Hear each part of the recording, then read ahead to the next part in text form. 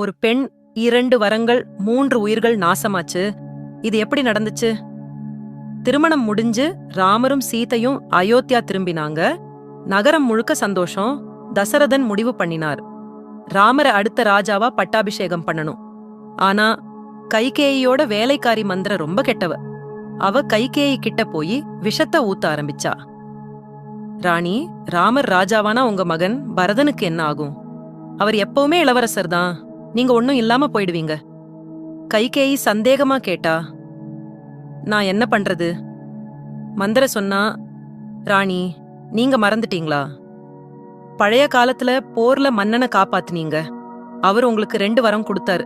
இப்போ அந்த வரங்களை கேளுங்க. கைகேயி மனசு மாறிடுச்சு. பேராசை வந்துடுச்சு. அன்னைக்கு ராத்திரி கைகேயி கோபக்குடிலுக்கு போய் தரையில படுத்துக்கிட்டா. தசரதன் வந்தப்ப அவ அழுதுகிட்டே இருந்தா. தசரதன் பதறிட்டாரு. என்ன ஆச்சு? என்ன வேணும்னாலும் கேளு. கைகேயி சொன்னா, மகாராஜா, நீங்க எனக்கு 2 வரம் கொடுத்தீங்க. இப்போ அதை கேக்குறேன். முதல் வரம், என் மகன் பரதன ராஜாவா பட்டம் கட்டுங்க. 2வது வரம், ராமரை 14 வருஷம் காட்டுக்கு அனுப்புங்க. தசரதன் மயங்கி விழுந்துட்டார். என்ன சொல்றீங்க கைகேயி?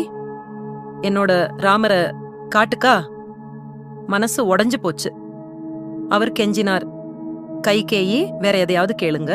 என்னோட உயிரை கேளுங்க. ஆனா ராமரை விட்டுடுங்க.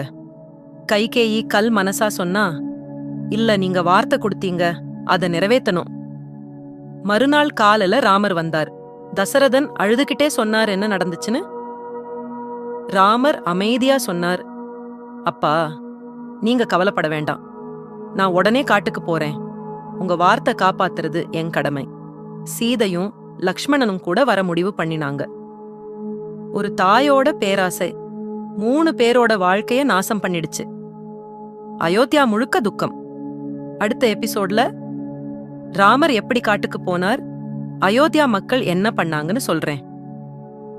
தொடர்ந்து பார்க்க ஃபாலோ பண்ணுங்க.